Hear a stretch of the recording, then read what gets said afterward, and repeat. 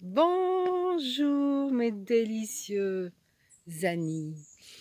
Ah, qu'est-ce qu'on est bien aujourd'hui. Qu'est-ce que la vie, elle est belle. Que vous dit vos émotions? Avez-vous fait le test que je vous ai proposé hier sur ma précédente vidéo? D'essayer de vous poser et de ressentir ce qui vient à vous. Si c'est le cas, j'aimerais bien que vous me partagiez votre ressenti. Mettez un commentaire sous ma vidéo d'hier. En attendant, je vais vous parler de quelque chose, de l'attachement.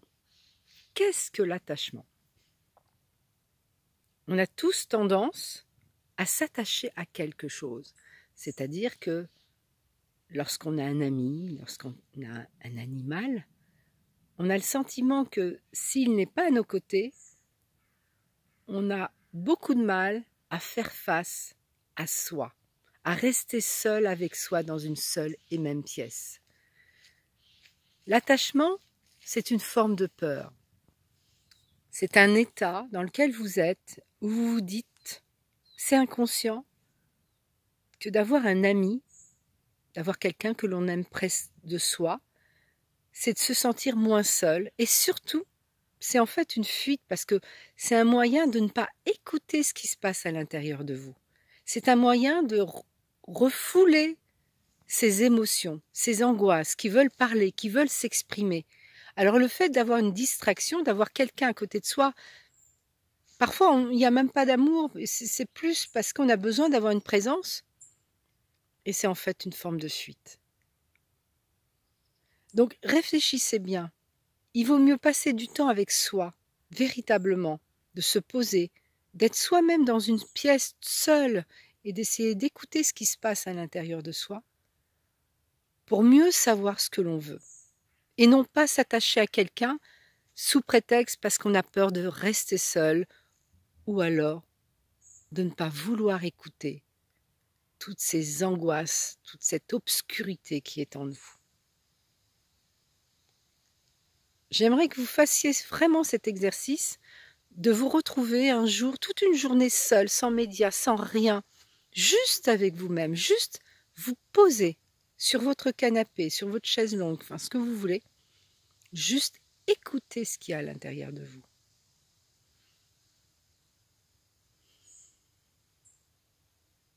Prendre le temps de ressentir cette bienveillance, cette magie qui est en vous, cette sérénité. Parce que c'est dans cette sérénité, dans ce sanctuaire intérieur, que commence véritablement votre guérison. Celle de qui vous êtes vraiment. Parce que vous ne vous connaissez pas. Vous pensez vous connaître au travers de votre personnalité. La personnalité n'est pas vous. La personnalité, c'est l'ego. Mais vous, vous êtes illimité. Vous êtes au-delà de l'ego, au-delà de ce que vous êtes représenté par votre statut social, par vos amis, etc. Donc prenez vraiment le temps d'aller vous poser, vous reconnecter à qui vous êtes. C'est vraiment important. Comme ça, plus tard dans votre vie, vous saurez exactement ce que vous voulez et surtout ce que vous ne voulez plus. Parce que vivre avec quelqu'un juste parce qu'on n'a pas la capacité de rester seul et surtout pas le courage d'écouter ce qui se passe à l'intérieur de soi parce qu'on a peur de toutes ces angoisses qui vont remonter, ces questionnements, ce mental qui n'arrête pas de tourner à longueur de journée sur les mêmes questionnements, etc., n'est pas une solution. Pour être pleinement épanoui, il faut s'accorder du temps. Il faut s'accorder de l'importance. Car vous êtes important. Si vous ne l'êtes pas pour vous-même, personne ne peut vous accorder de l'importance. Personne ne pourra vous respecter et ne pourra vous aimer tel que vous le souhaiteriez. Parce que vous-même, vous ne vous aimez pas. Vous ne prenez pas ce temps pour vous.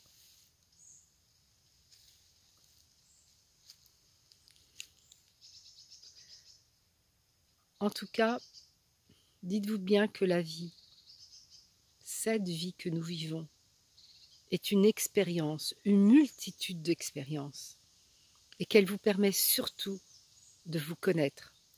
Même si parfois un échec arrive dans votre vie, qu'elle soit relationnelle, professionnelle ou autre, dites-vous bien que derrière, il y a un cadeau, un magnifique cadeau.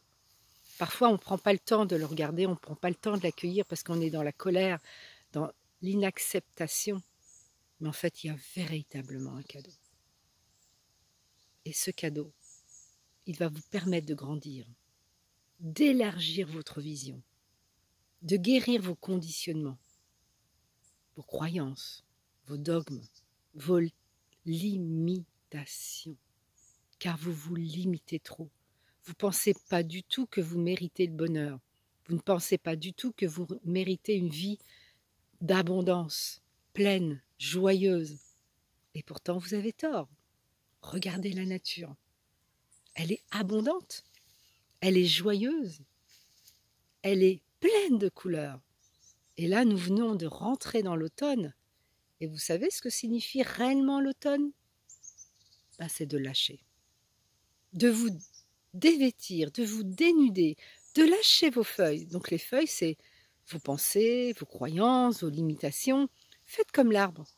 Est-ce que l'arbre va se soucier de se dire « Oh ma mince, j'ai plus de feuilles, waouh, au secours, que m'arrive-t-il? Comment je vais faire ?» Mais non, au contraire. Mère Terre le conseille de lâcher. La nature, c'est ça, elle lâche. On rentre dans une période, on va se dénuder. On va lâcher tout ce qui ne correspond plus à ce que l'on veut. On va s'alléger dans sa vie. Donc profitez de ce moment de l'automne pour lâcher, pour nettoyer, pour ranger, pour jeter, pour tout ce qui est inutile, qui ne vous mène à rien. Regardez la nature. La nature nous enseigne. Elle nous enseigne bien plus que ce que vous pensez.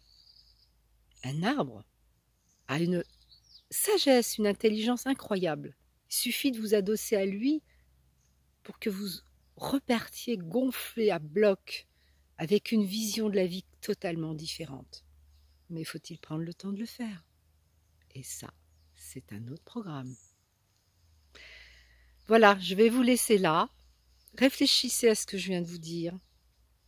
Enfin, méditez plutôt que réfléchir. Sinon, si je vais encore vous demander d'aller dans le mental, ça ne va plus aller. Ressentez ce que je viens de vous dire. Sachez que vous êtes unique, important, un vrai miracle. Il n'y a que vous qui ne le savez pas encore. Je vous souhaite une très belle journée. Prenez soin de vous. Je vous aime et je vous envoie plein d'amour et de lumière. Gololo, au revoir.